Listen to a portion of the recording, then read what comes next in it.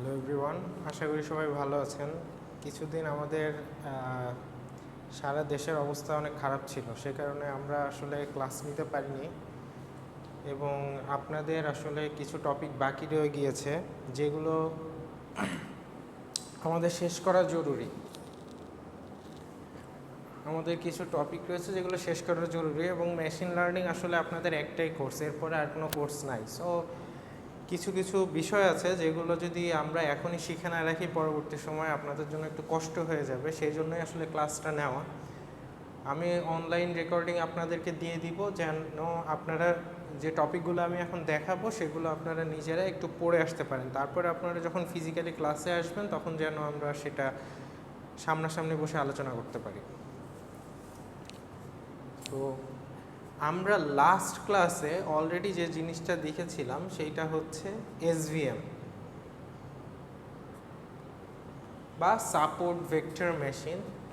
So এসভিএমটা ছিল হচ্ছে একটা মেশিন লার্নিং অ্যালগোরিদম যেটার মাধ্যমে আমরা হচ্ছে দুইটা ডাটাকে আলাদা করে ফেলতে পারি। যেরকম এখানে হচ্ছে দুই ধরনের ডাটা দেখতে পাচ্ছিলাম, একটা হচ্ছে ব্লু কালার, একটা হচ্ছে রেড কালার। সো আমরা ডাটাগুলোকে টার্গেট হচ্ছে দুইটা আলাদা আলাদা ডাটায় কনভার্ট করা, ডাটাগুলোকে আলাদা করে। দেখেন এখানে মিক্সড আছে, এটাকে আলাদা করতে হবে। সো আলাদা করার মেইনলি সাপোর্ট ভেক্টর মেশিন বলতে যে বোঝায়, সেই সাপোর্ট ভেক্টর বলতে বোঝা হচ্ছে মেইনলি একটা লাইন। ঠিক আছে, আমরা একটা লাইন যখন টান দিব, টান দিয়ে দুইটা ডাটাকে আলাদা করব, তাকেই বলা হয় হচ্ছে support vector machine algorithm. So আমরা এটা নিয়ে অলরেডি আলোচনা করেছি আগের ক্লাসে। সো সাপোর্ট ভেক্টরের দুইটা জিনিস আছে, একটা হচ্ছে একটা সাপোর্ট ভেক্টর আর একটা হচ্ছে এটার মার্জিন। এই মার্জিন নির্ণয় করে কিভাবে আমরা একটা লাইন টানতে পারি যার মাধ্যমে দুইটা ডাটা আলাদা আলাদা হয়ে যায়, সেইটা একটা ম্যাথও আমরা অলরেডি করেছিলাম।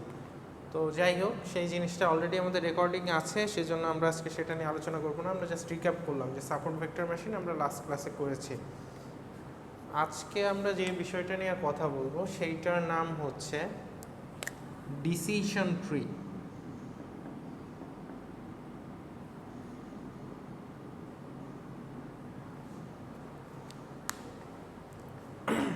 Decision tree.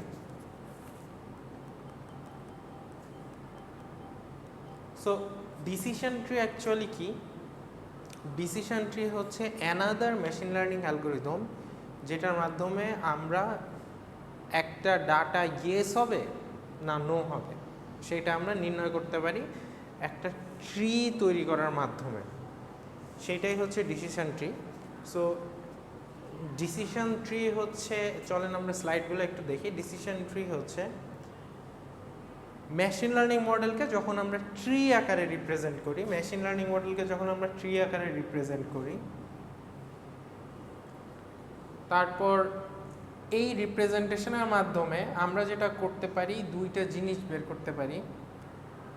মানে এই যে ডিসিশন ট্রিটা যে তৈরি করব, এটার জন্য আমাদের দুইটা জিনিস যারা জরুরি, একটা হচ্ছে এনট্রপি আর একটা হচ্ছে ইনফরমেশন গেইন। এনট্রপি এবং ইনফরমেশন গেইন কী সেগুলো আমরা আরও পরে দেখব। আর একটা হচ্ছে ওভারফিটিং।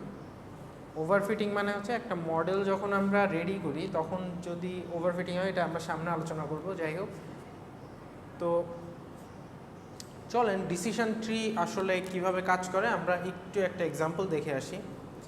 সো এইখানে আমাদের কিছু ডাটা রয়েছে। এই ডাটায় আমাদের goal is to predict when this player will play tennis. কখন, এখানে দেখেন আমাদের প্লে টেনিস নামে একটা কলাম আছে। প্লে টেনিস নামের যে কলামটা আছে, এই কলামটার টার্গেট হচ্ছে ইয়েস অথবা নো। এই কলামটার দুই ধরনের ডাটা আছে, একটা হচ্ছে ইয়েস অথবা নো, বা খেলা খেলবে কি খেলবে না, এই জিনিসটা এখানে দেওয়া আছে। তো আমাদের এখান থেকে টার্গেট হচ্ছে যে কখন খেলবে কখন খেলবে না সেইটা প্রেডিক্ট করা বা বের করা। তো ট্রেনিং ডাটা এক্সাম্পল, এটা একটা এক্সাম্পল যে এখানের গোল কি, goal is to predict when this player will play tennis.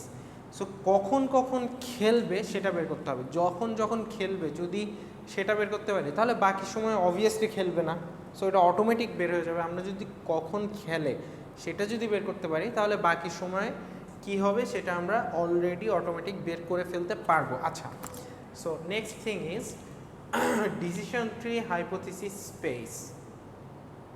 So এইখানে একটা ডিসিশন ট্রি দেখতে কেমন হয় সেটা একটা এক্সাম্পল দেওয়া আছে, depends on this data. So এইখানে দেখেন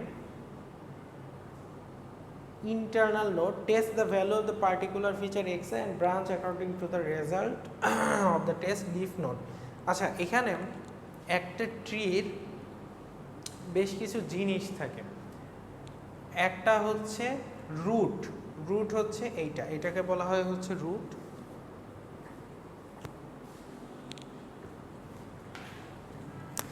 this is called root, this is called internal node,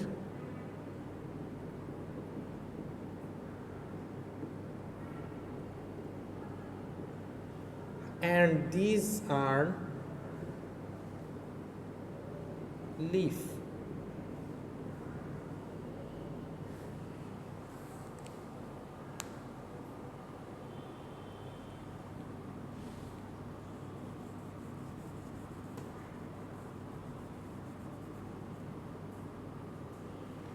so আপনারা বুঝতেই পারছেন কোনটা ইন্টারনাল নোড কোনটা লিফ। লিফ হচ্ছে একদম একটা ট্রির যে শেষের যে পোর্শনটা থাকে, একদম শেষের যে লেয়ারটা থাকে, এই লেয়ারকে বলা হয় লিফ, যার পরে আর কিছু নাই। আচ্ছা, ইন্টারনাল নোড হচ্ছে রুট এবং লিফের মাঝে যে পয়েন্টগুলো থাকে এগুলাকে বলা হয় হচ্ছে ইন্টারনাল নোড। আচ্ছা, তো এইখানে এই ট্রিটা আসলে কিভাবে তৈরি করা হয়েছে একটু খেয়াল করি। আমাদের এই যে ইয়েস এবং নো ডিপেন্ড করে হচ্ছে চারটা জিনিসের উপর। একটা হচ্ছে আউটলুক, তারপর হচ্ছে টেম্পারেচার, হিউমিডিটি, উইন্ড। এই চারটা জিনিসের উপর ডিপেন্ড করলে খেলা হবে কি না এটা নির্ধারণ করা হচ্ছে। আচ্ছা, প্রথমে আমরা আসি আউটলুকে। আউটলুকে দেখেন তো কি টাইপের ডাটা আছে। আউটলুকের ডেটা আছে হচ্ছে Sunny, overcast and rain. Sunny, overcast and rain. এরপর আমরা প্রতিটা রোয়ের এই যে তিন টাইপের যে ডেটা আছে সানি, ওভারকাস্ট এবং রেন, এই ডেটাগুলার কোন কোন ক্ষেত্রে ইয়েস হয় সেইটা আমরা একটু টেস্ট করব। দেখেন,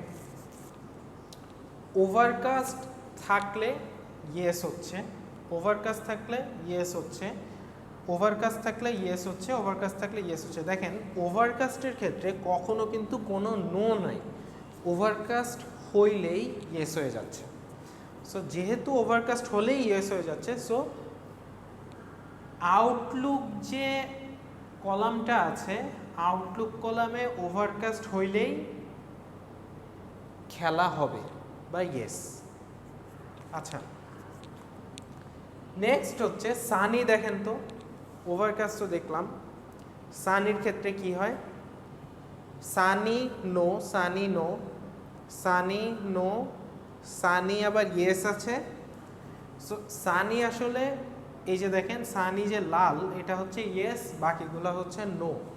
তার মানে সানি সবগুলা হচ্ছে ইয়েস না। সো আমরা ডিরেক্টভাবে লিখতে পারবো না। তাহলে দেখেন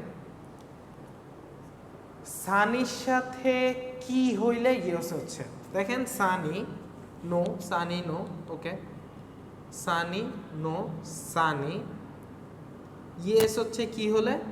সানি এবং হিউমিডিটি যদি নর্মাল হয় তাহলে দেখেন ইয়েস হচ্ছে। খেয়াল করেন, সানি ঠিক আছে, সানি সানি কুল হইলেও ইয়েস হয়, সানি মাইল্ড হইলেও ইয়েস হয়। সো ইট ডাজেন্ট ম্যাটার, কারণ এখানে কোনো কনসিস্টেন্সি নেই। আমরা কনসিস্টেন্সি বা প্যাটার্ন খুঁজে বের করার চেষ্টা করব। দেখেন, সানি কুল হইলেও ইয়েস হচ্ছে, সানি মাইল্ড হইলেও ইয়েস হচ্ছে।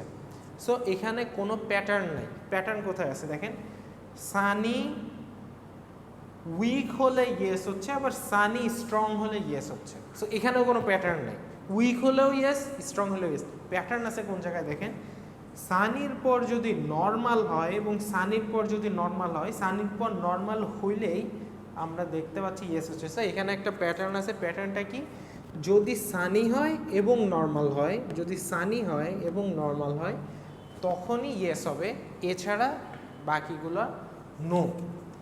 সো এইটার সাথে এইটার এইভাবেই প্যাটার্নটা খুঁজে বের করা হয়েছে যে যদি সানি থাকে এবং হিউমিডিটি নর্মাল হয় তাহলে ইয়েস হচ্ছে, যদি হিউমিডিটি হাই হয় তাহলে নো হচ্ছে। এইটা হচ্ছে আর একটা প্যাটার্ন। আচ্ছা, আউটলুকের সানি গেল, ওভারকাস্ট গেল, রেইন গেল। রেইনে আসি এবার। রেইনের ক্ষেত্রে দেখেন ইয়েস আছে কয়টা, একটা, দুইটা, তিনটা ইয়েস আছে। এই যে 1 2 3, এই তিনটা ইয়েস আছে। আচ্ছা, রেইনের ক্ষেত্রে দেখেন তো কোনো প্যাটার্ন আমরা খুঁজে পাই কিনা। দেখেন রেইন, এই যে তিনটা রেইন, রেইনের পর মাইল্ড হইলে ইয়েস, কুল হইলে ইয়েস, মাইল্ড হইলে ইয়েস। সো দেখেন এইখানে আছে হচ্ছে হট, মাইল্ড, কুল, এর মধ্যে মাইল্ড হইলেও ইয়েস, কুল হইলেও ইয়েস, দুইটা হলেই ইয়েস হচ্ছে। সো রেইন থেকে মাইল্ড হইলেও ইয়েস, কুল হইলেও ইয়েস। সো এই প্যাটার্নটা আমরা নিব না, কারণ হচ্ছে এখানে কোনো নির্দিষ্ট প্যাটার্ন নাই। রেইন থেকে মাইল্ড হলেও ইয়েস হয়, কুল হইলেও ইয়েস হয়। সো এখানে কোনো প্যাটার্ন নেই। তাহলে আমরা নেক্সটটাই যাই, নেক্সট রোতে যাই, এখানে দেখি কোনো প্যাটার্ন আছে কিনা।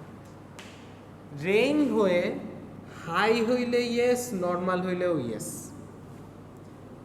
রেইন যদি থাকে হাই হইলেও ইয়েস, নর্মাল, এখানেও প্যাটার্ন নেই, মানে 1 to 1 প্যাটার্ন থাকতে হবে, তাহলে আমরা সেটাকে একটা ট্রি লিফে বসাতে পারবো। দেখেন রেইন হাই হইলেও ইয়েস, নর্মাল হইলেও ইয়েস। সো দুইটাতেই ইয়েস হতে পারবে না, এইটা আমরা কোনো প্যাটার্ন হিসেবে আমরা ধরতে পারবো না। তাহলে প্যাটার্ন হিসেবে কাকে ধরতে পারবো, আমরা পরের রোতে চলে যাই, উইন্ডে। উইন্ডে দেখেন rain weak, rain weak, rain weak. দেখেন এখানে রেইন যদি থাকে এবং উইক যদি হয়, এর সাথে আর কিন্তু কোনো প্যাটার্ন নেই। রেইনের সাথে স্ট্রং নাই, রেইনের সাথে কখনো স্ট্রং আছে ইয়েস হওয়ার জন্য নাই। রেইন হলে যদি উইক হয় তাহলেই হবে হচ্ছে ইয়েস, না থাকলে no. So this is the pattern we are looking for. এখানে হচ্ছে রেইন এবং উইক, রেইন এবং উইক, রেইন এবং উইক। রেইনের সাথে যদি উইক থাকে তাহলে এটাকে আমরা বলতে পারবো একটা প্যাটার্ন। সো দেখেন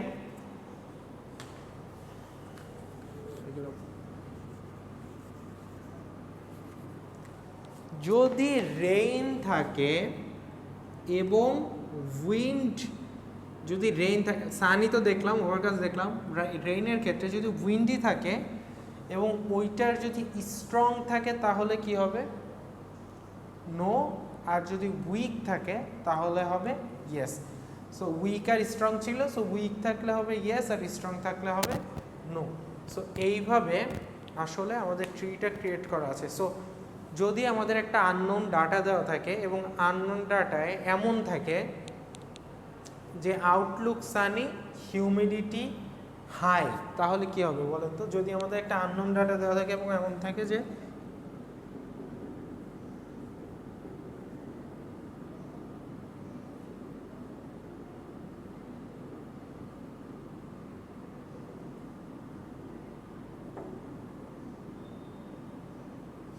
এমন যদি থাকে, দেখেন আউটলুক যদি সানি হয় তাহলে, আর হিউমিডিটি যদি হাই হয় তাহলে আমাদের অ্যান্সার কি হবে, নো হবে। সো এইভাবেই মেশিন লার্নিং মডেলটা কাজ করে। হ্যাঁ, this is a bunch of if else statement, যে যদি এইটা হয় তারপর যদি এইটা হয় তাহলে কি হবে, ঠিক আছে? সো এইভাবে আমাদের মেশিন লার্নিং মডেলটা কাজ করে। তো নেক্সটে আসি। তো ট্রিটা আসলে কিভাবে তৈরি হয়েছে এটা আসলে প্র্যাকটিস করতে করতে আপনাদের ক্লিয়ার হবে। বেসিক্যালি আমাদের যেটা করতে হয়েছে এখানে সেটা হচ্ছে একটা 1 to 1 প্যাটার্ন বের করতে হয়েছে, যে একটা থেকে ধরেন রেইনের সাথে সবসময় উইক থাকলে দেখা যাচ্ছে ইয়েস হচ্ছে। সো রেইন আর উইক হলে ইয়েস হয়, এইটা একটা প্যাটার্ন।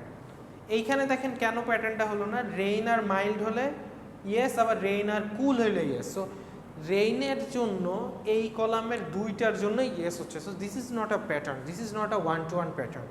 সো আমাদের ওয়ান টু ওয়ান প্যাটার্ন বের করে তারপর এটা বললে আমাদের ইজিয়ার হবে। এই যে এখানে একটা এক্সাম্পল দেওয়া আছে, যদি সানি, হট, হাই, স্ট্রং হয় তাহলে কি হবে। সো সানি হলে আমরা চেক করব হিউমিডিটি কি, হিউমিডিটি দেখা যাচ্ছে হাই। সো হাই যদি হয় তাহলে নো। বাকি যে দুইটা আছে দিস ইজ আননেসেসারি, এই দুইটা ডাটা আসলে আমাদের দরকার নাই। জাস্ট এই দুইটা দিয়েই আমরা বের করতে পারি কিভাবে হচ্ছে আমাদের ডিসিশনটা দেওয়া হবে।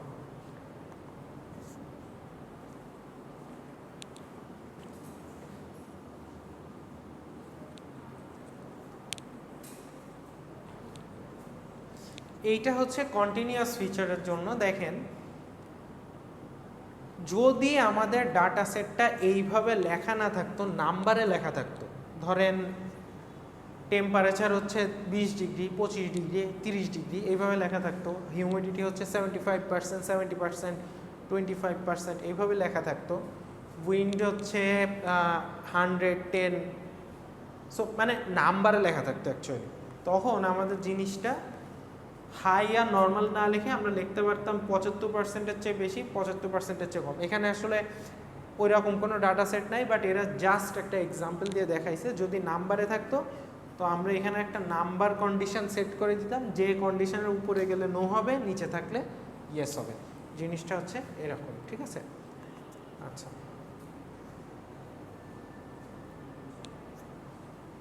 সো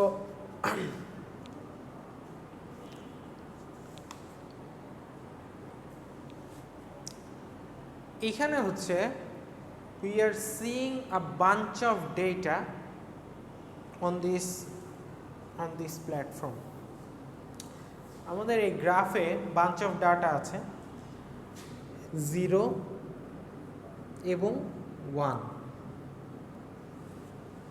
এই গ্রাফে কিছু ডাটা আছে 0 অ্যান্ড 1। তো আমাদের টার্গেট হচ্ছে এই ডাটাগুলোকে এমনভাবে ডিভাইড করা যেন 0গুলো আলাদা হয়ে যায়, 1গুলো আলাদা হয়ে যায়। এখন দেখেন আমরা এতদিন আলাদা করার জন্য যা যা পড়েছি সেটা হচ্ছে কি লিনিয়ার রিগ্রেশন, এসভিএম, মাল্টিপল লিনিয়ার, হ্যান ত্যান অনেক কিছু পড়েছি। সো এসভিএম এবং লিনিয়ার রিগ্রেশন এই দুইটাতেই আমরা লাইন টেনে ডাটা আলাদা করি। আপনারা দেখেন তো এইখানে আমি যদি লাইন টানি, সাপোজ এইভাবে একটা লাইন টানলাম, লাইন টানলে কি সবগুলো ডাটা আলাদা হচ্ছে? I don't think so. এই লাইনটা আসলে একটু বাঁকা হয়েছে। আমি যদি লাইন টানি, লাইনটা হচ্ছে এরকম। সো দেখেন কিছু ডাটা আসলে 0-র সাইডে পড়ে গেছে, কিছু ডাটা হচ্ছে 1-এর সাইডে পড়ে গেছে। So it's not feasible. মানে এইভাবে আসলে দেখেন আমরা যদি এইভাবে লাইনটা টানি তাহলে কি হচ্ছে, এই যে দেখেন অনেকগুলা 1 কিন্তু এই সাইডে থেকে যাচ্ছে, এই কয়টা 1 ঠিকই আলাদা হয়ে যাচ্ছে, অনেকগুলো 1 এই সাইডে থেকে যাচ্ছে। So this is not a good option here. আপনি হচ্ছে লিনিয়ার রিগ্রেশন করে আসলে এখানে আমরা এতদিন যেভাবে করেছি এইভাবে আসলে সম্ভব না। তো আমাদের আসলে কি করতে হবে, আমাদের হচ্ছে decision tree is a option, যেখানে আমরা এই ডাটাগুলোকে ভাগ ভাগ করে ফেলবো, ফেলার মাধ্যমে 0গুলো এবং 1গুলোকে আমরা আলাদা আলাদা করে ফেলবো। তো এইটা আজকে আমরা দেখি, জাস্ট এইটুকুই দেখে আজকে শেষ করে দিব। দেখেন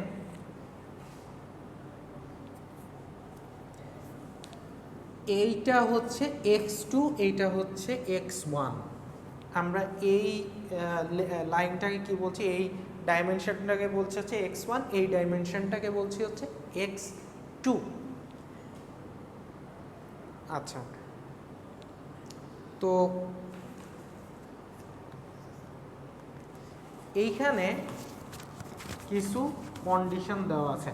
তো প্রথমে আমরা হচ্ছে 0 আর 1গুলোকে আলাদা করার জন্য লাইন টানবো। দেখেন x2 যদি 3-এর চেয়ে ছোট হয়, x2 যদি 3-এর চেয়ে ছোট হয়, তার মানে হচ্ছে x2 কোণ বরাবর, এই যে এইটা হচ্ছে x2, x2 যদি 3, এই যে 3 বলছে, 3 বরাবর আমরা একটা লাইন টানছি, এইটার চেয়ে যদি ছোট হয় এবং x2 যদি 3-এর চেয়ে ছোট হয়, এটা যদি ট্রু হয়, ঠিক আছে, এটা যদি ট্রু হয়, দেন x1 যদি 4-এর চেয়ে ছোট হয়, x1 কি, এই যে এটা হচ্ছে x1, এইটা যদি এই যে 4 বরাবর যদি একটা লাইন টানি সেইটা থেকেও ছোট হয়, তাহলে আমরা কি পাবো? 0 পাবো। এখানে একটা জিনিস খেয়াল করেন, লেফট হ্যান্ড সাইডে অলওয়েজ ট্রু থাকবে আর এই সাইডে অলওয়েজ থাকবে হচ্ছে ফলস। লেফট সাইডে থাকবে ট্রু, রাইট সাইডে থাকবে ফলস। দেখেন x2 যদি 3-এর চেয়ে ছোট হয়, এই যে 3 x2 3 যে লাইন, এটার চেয়ে যদি ছোট হয়, x1 যদি 4-এর চেয়ে ছোট হয়, এই যে 4, এটার চেয়ে যদি ছোট হয়, তাহলে দেখেন সবগুলা হচ্ছে 0। যদি 4-এর চেয়ে ছোট না হয়, তাহলে দেখেন 4-এর চেয়ে ছোট না হলে কি 4-এর চেয়ে বড়, মানে এই সাইডে কি সবগুলা 1। সো দেখেন এইটুক পোর্শনের 0 এবং 1 আমরা কিন্তু আলাদা করতে পেরেছি। নেক্সটে আসেন, যদি 3-এর চেয়ে ছোট না হয় তাহলে কি হবে? 3-এর চেয়ে বড় হবে। ওকে, 3-এর চেয়ে বড় হলে, যদি 3-এর চেয়ে বড় হয় তাহলে কি হবে?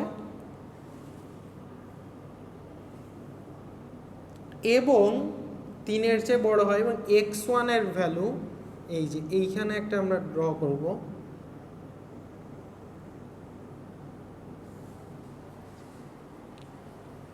x1 এর ভ্যালু যদি 3-এর চেয়ে ছোট হয়, x2 এর ভ্যালু যদি 3-এর চেয়ে বড় হয়, মানে আমরা এই পুরো পোর্শন নিয়ে কাজ করতেছি, আর x1 এর ভ্যালু যদি, x1 হচ্ছে এইটা, x1 এর ভ্যালু যদি 3-এর চেয়ে ছোট হয়, এই পোর্শন নিয়ে কাজ করতেছি, তাহলে দেখেন, এবং x2 এর ভ্যালু যদি 4-এর চেয়ে ছোট হয়, এই যে যদি 4-এর চেয়ে ছোট হয়,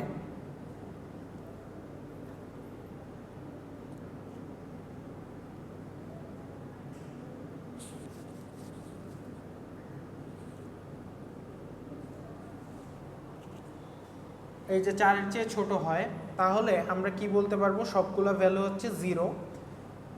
আর যদি না হয়, বাকি যে ভ্যালুগুলো আছে সবগুলো হবে 1।